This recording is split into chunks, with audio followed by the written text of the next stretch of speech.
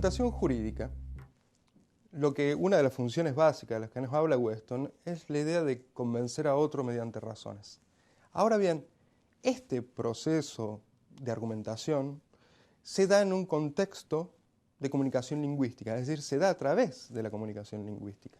Entonces, antes de que nosotros hablemos de argumentación, vamos a hablar un poco de qué es esto de la comunicación y cuáles son sus elementos, y luego sus funciones. Nosotros tenemos que un proceso comunicativo se da entre un emisor, un receptor, el cual el emisor codifica ciertas ideas a través de un código, que es el lenguaje, y transmite un mensaje que llega al receptor, que es el que decodifica ese mensaje. Para eso, aparte del lenguaje, de este código, necesitamos un canal de comunicación, que puede ser la vía oral, la vía escrita, es por donde pasa el mensaje de alguna manera. Tenemos que tener en cuenta también, entonces, el referente. Habitualmente, nuestras ideas se refieren a algo. El lenguaje generalmente se refiere a cosas, ¿sí? A algún referente en particular, ¿sí? Y esto es lo que tenemos que tener en cuenta. Esta comunicación se da también dentro de un determinado contexto. Lo que nosotros vamos a ver ahora es los distintos usos y funciones del lenguaje. El texto nos dice que los usos del lenguaje didácticamente se pueden dividir en tres principales. El uso informativo del lenguaje, por ejemplo, una determinada descripción, por ejemplo, en una nota periodística. Puede ser también expresivo, por ejemplo, en una carta nosotros podemos expresar nuestras emociones. O puede ser también imperativo, por ejemplo, las órdenes. Una clasificación moderna de funciones toma en cuenta otros nombres, pero que van a estar, digamos, referidos principalmente a estos usos que hemos hecho referencia recién. Para nombrar alguna de estas funciones que ustedes han estudiado en el texto, recuerden, está la función referencial, que hace atención en el referente, que pueden ser hechos, cosas o lugares, y la intención principal es informarnos de ellas. Tenemos la cuestión emotiva también, en la cual está centrado en el propio hablante y lo que intenta hacer es expresar sentimientos. En la connativa, el punto de referencia es el propio oyente y lo que nosotros queremos hacer es que actúe. En la fáctica, ¿sí?, está puesta la atención en el canal de comunicación y lo que intenta es abrirlo o cerrarlo. Por su parte, la poética está referida al propio mensaje, ¿sí?, a la belleza del propio mensaje, y lo que intenta hacer es causar extrañeza por esa belleza. Y la metalingüística se refiere al lenguaje mismo y lo que intento es comprender mejor este código, ¿sí? O sea, se refiere al lenguaje mismo. Cuando hablamos de argumentar, ¿sí?, nosotros decimos que es ofrecer razones en función de una determinada tesis o conclusión, para apoyarla. Por ejemplo, cuando decimos que un fiscal, digamos, intenta convencer al juez de que el imputado es culpable, enunciando como razón de ello, ¿sí?, la presencia del imputado en el lugar y en el hecho, o el motivo que tuvo para hacerlo. Desde el punto de vista estructural, nosotros tenemos que comprender que un argumento se compone de premisas y de conclusión, y que la conclusión se deriva, ¿sí?, de estas premisas. La primera regla del argumento corto es distinguir premisas y conclusión. La idea es que yo no me puedo hacer comprender si antes no tengo claro qué es mi tesis y cuáles son mis premisas. Tampoco puedo analizar un argumento si no hay tesis y identificación de premisas. Esto es muy importante y hay que tener en cuenta de que algunas premisas pueden estar implícitas y hay que saber reconocerlas porque son peligrosas dentro del derecho. La otra idea es presentar las ideas en un orden natural. Esto significa que ustedes van a tener que armar el argumento utilizando primero las premisas y luego la conclusión, o primero la conclusión y luego las premisas. Partir de premisas fiables es poder sostener las premisas, no usar cualquier tipo de premisa. Y si es débil, poder realizar argumentos adicionales para sostenerla. Usar un lenguaje concreto, específico y definitivo quiere decir que el lenguaje tiene que ser claro, no tiene que ser excesivamente abstracto ni difuso. No usar el lenguaje emotivo es otro de los problemas básicos del lenguaje, el lenguaje emotivo. Hay que evitar hacerlo porque si no podemos recaer en ciertas falacias que vamos a hablar después. utilizar términos consistentes, ¿sí? Es utilizar la misma red conceptual de conceptos. Y por último, utilizar el significado de cada término, el mismo significado para cada término. Esto es una regla respecto al lenguaje para poder evitar el tema de la ambigüedad. Ahora vamos a ir a una actividad donde vamos a poder aplicar estos conceptos.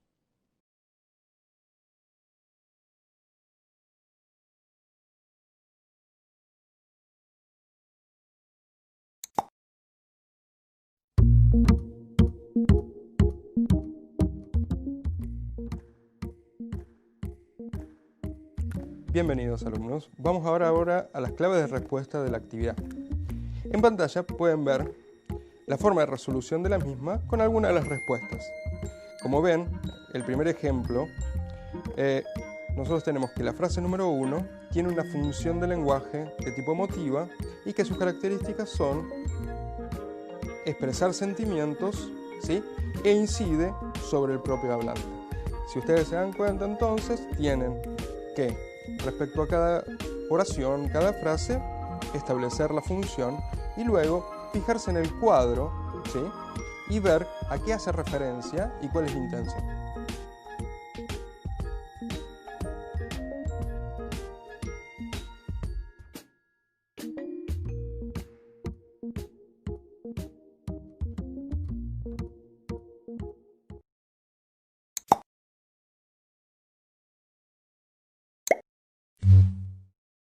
Ahora vamos a ir a la clasificación de los distintos tipos de argumentos. Nosotros vemos que se pueden dividir primeramente en argumentos deductivos y no deductivos. Los argumentos deductivos son aquellos en los cuales la inferencia entre premisas y conclusión se sigue necesariamente. Es decir, que las premisas ofrecen fundamento concluyente para la verdad de la conclusión. ¿Qué garantiza el deductivo? Que si tengo premisas verdaderas, se sigue en conclusión verdadera. Podemos decir, si hoy es lunes, mañana es martes, hoy es lunes, por lo tanto mañana es martes. No deductivos no tienen una estructura formal determinada que garantice la necesidad, como en el caso de los deductivos. Entonces uno dice que son inferencias que dan conclusión probable. Como ejemplo de no deductivos podemos tomar un razonamiento de tipo inductivo, ¿sí? Que pasamos de premisas particulares a una generalización.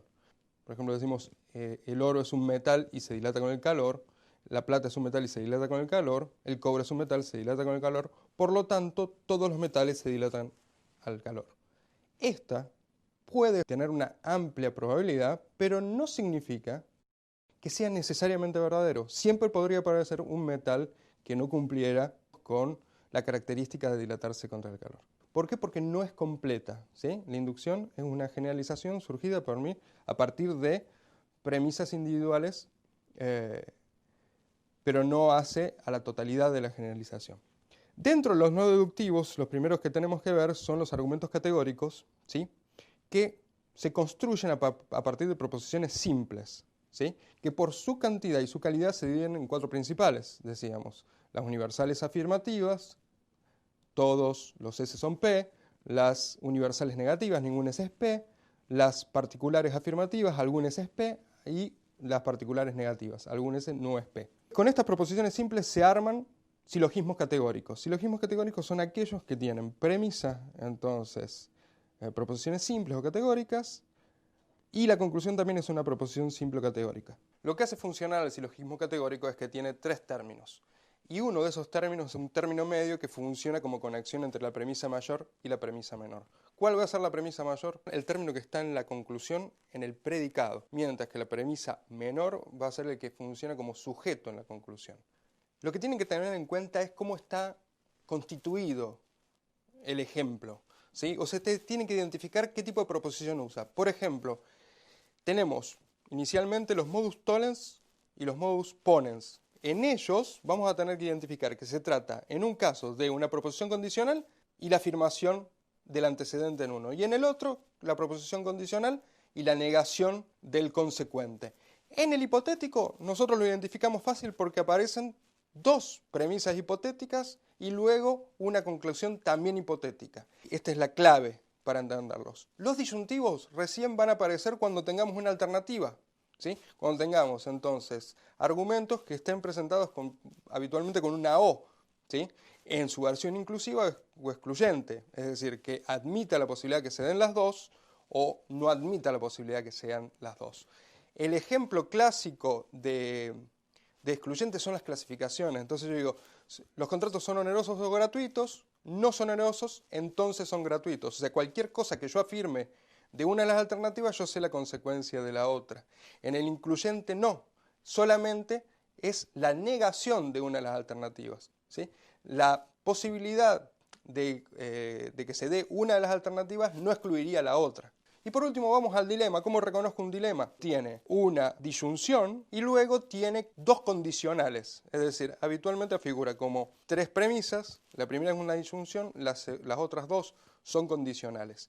Y finalmente tenemos una conclusión que, si es simple, es la consecuencia que se repite, o si es un compuesto, es una disyunción entre las dos consecuencias. Ahora los invito a hacer las actividades prácticas para la aplicación de estos conceptos teóricos.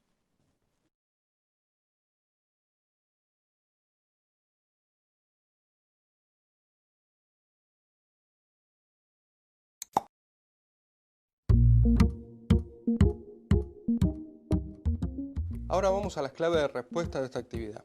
A los fines de resolver la presente actividad, deberás, como primera medida, identificar aquellos conceptos estudiados en el presente módulo. Con ellos deberás completar la primera entrada del cuadro.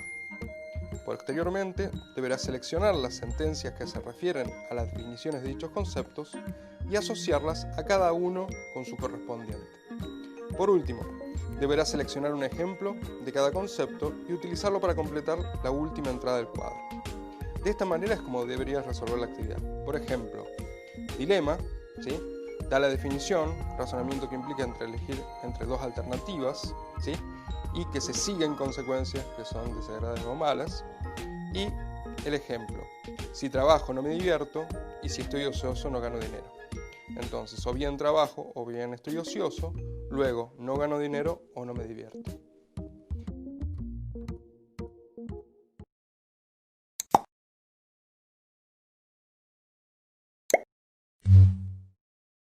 Ahora vayamos al concepto de falacia. Nosotros sabemos que falacia es un razonamiento incorrecto, pero psicológicamente persuasivo, como nos dice Coppi. Las falacias se dividen en falacias formales y no formales. Las formales, a su vez, se dividen en falacias de atinencia y falacias de ambigüedad. Las primeras hacen mención a la falta de relación lógico de vínculo entre las premisas y la conclusión, como puede ser lo que se llama la falacia de la consecuencia inatinente, es decir, cuando las premisas se infiere una conclusión distinta a la que se establece en el argumento. Otros ejemplos son, por ejemplo, el argumento ad baculum, ¿sí? Donde en realidad hay una amenaza, el argumento circunstancial o ofensivo en el razonamiento ad hominem, que ataca a la persona pero no al argumento, la falacia de la piedad, donde se utilizan argumentos emotivos para llegar a la conclusión, la falacia ad populum, que también utiliza argumentos emotivos cuando se está dirigido a un grupo, también lo que se conoce como falacia del accidente y el accidente inverso. Acá la relación está entre regla y excepción, o excepción y la regla. En la falacia de accidente, nosotros lo que tenemos es que se aplica a una situación excepcional una regla general que resulta inatinente. O la falacia de accidente inverso, ¿sí? Se realiza una generalización a partir de una excepción. Un ejemplo de estas dos que resulta claro es decir, por ejemplo, que como las ambulancias pueden circular traspasando los semáforos en rojo, todos los vehículos pueden hacerlo, ¿sí? Otro ejemplo que podemos ver es el tema de la causa falsa, ahí que no hay relación entre las premisas que establecen causas con respecto al efecto. Después también tenemos lo que sería la petición de principio, donde en las premisas está presupuesto lo que tenemos que demostrar en la conclusión, ¿sí? Y por último, la pregunta compleja en aquellos casos en los cuales en una pregunta, ¿sí? Hay más de una afirmación, por lo tanto la respuesta sí o no implicaría una respuesta a ambos interrogantes, ¿sí? Luego de estos ejemplos que podemos dar de falacias de atinencia, vemos que están las falacias de la ambigüedad y estas están dirigidos generalmente a una cuestión del lenguaje. Los principales ejemplos de esto, por ejemplo, es el equívoco, ¿sí? Cuando nosotros utilizamos dos términos que tienen significados diferentes. Por ejemplo, decir que el fin de la vida es la perfección, el fin del hombre es la muerte, por tanto, la muerte es la perfección del hombre. Lo que nosotros vemos acá es que existe una doble manera de concebir la palabra fin. Una vez está como algo que da término y otras veces como la finalidad a la cual va dirigida, ¿sí? El otro tipo de falacia de ambigüedad es la anfibología, donde nosotros lo que tenemos en la anfibología es que la estructura gramatical, ¿sí?, da lugar a dos interpretaciones diferentes.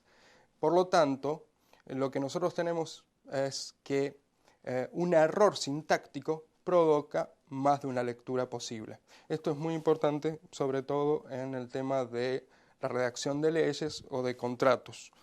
Tenemos también la falacia de la división y de la composición. Acá, básicamente, la idea es trasladar características de las partes al todo en la falacia de la composición o al revés, en la falacia de la división, las características del todo, trasladarla a cada una de sus partes. Por otro lado, ya saliendo de las falacias no formales, yendo a las falacias formales, nosotros tenemos distintos ejemplos. Acá tiene que ver con la estructura, ¿sí? Las más conocidas de estas falacias formales son lo que se conoce como la afirmación del consecuente, ¿sí? Tenemos un condicional, se afirma el consecuente y por tanto se dice que está afirmado el antecedente. Otra falacia es lo que se denomina, ¿sí?, de la negación del antecedente, ¿sí? Esta también es una falacia lógica.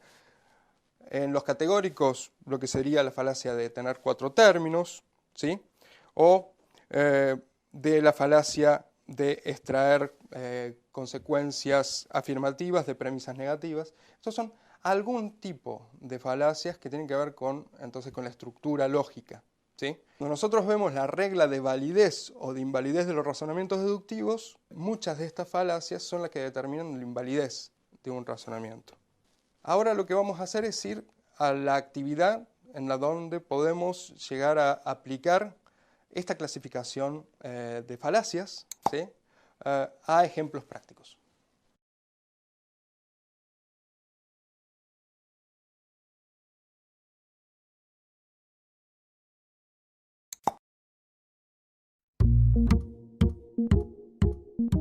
Vamos ahora a las claves de respuesta de la actividad.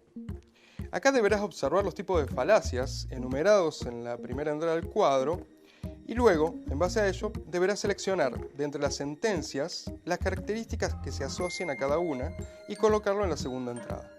En la tercera, deberás colocar a qué tipo de falacias corresponde y, por último, asociar a cada concepto un ejemplo.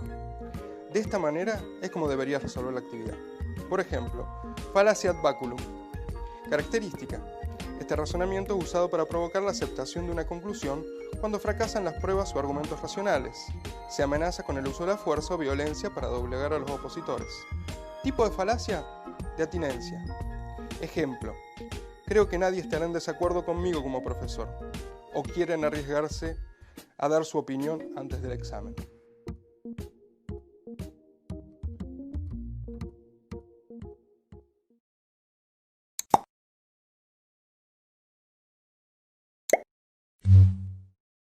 Los razonamientos no deductivos, o también algunos libros hablan de inducción en general, lo contraponíamos con aquellos que eran los razonamientos deductivos. En los razonamientos no deductivos o inducción en general, nosotros lo que tenemos es que la conclusión no se sigue necesariamente de las premisas, sino que se sigue la probabilidad de la conclusión. Nosotros tenemos distintas formas en la vida cotidiana de utilizar esta clase de razonamientos inductivos en sentido amplio. Una que es la analogía y otra que es la inducción por enumeración incompleta. Cuando nosotros vemos la analogía y la tratamos de diferenciar de la inducción incompleta, nosotros vemos que sí, parece ser que ambas se refieren a experiencias pasadas que podemos nosotros aplicar a una conclusión que puede darse en el futuro, pero Básicamente la idea es que en la analogía nosotros tenemos una similitud. Ciertos individuos o ciertas situaciones individuales tienen ciertas propiedades, ¿sí? Por ejemplo, A, B, C y D tienen la propiedad P y Q. Y luego sabemos que A, B y C aparte tienen la propiedad R. Por lo tanto, por un razonamiento analógico, se puede decir que atento que tienen semejanza en propiedades relevantes, también el caso D va a tener la propiedad R, ¿sí? Nosotros en la práctica cotidiana hacemos eso todo el tiempo. Por ejemplo, cuando hablamos de autos y decimos, bueno, el Sandero es de Renault, es un auto que tiene buena mecánica y es económico. El Clio también es de Renault, también es económico y tiene buena mecánica. Y uno puede decir, entonces, la Kangoo, que también es de Renault, también será económico. De alguna manera lo que hacemos es, a un caso que desconocemos si tiene la propiedad o no, se la adjudicamos. El otro ejemplo, mejor dicho, la otra clase de inducción es la inducción por enumeración incompleta.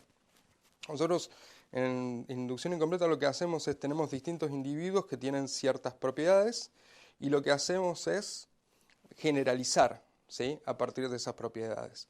Lo decíamos antes con el ejemplo de los metales. Sabemos que el oro, digamos, tiene la propiedad de dilatarse al calor, la plata tiene la propiedad de dilatarse al calor, el cobre tiene la propiedad de dilatarse al calor, por lo tanto, todos aquellos que sean metales, y este es el concepto que generaliza entonces esos casos individuales, todos los metales se dilatan al calor. Como vemos, es solamente una probabilidad, ¿sí? No tenemos una necesidad en esta conclusión. Básicamente el problema en inducción es que hay casos de metales que no han sido, digamos, analizados, ¿sí?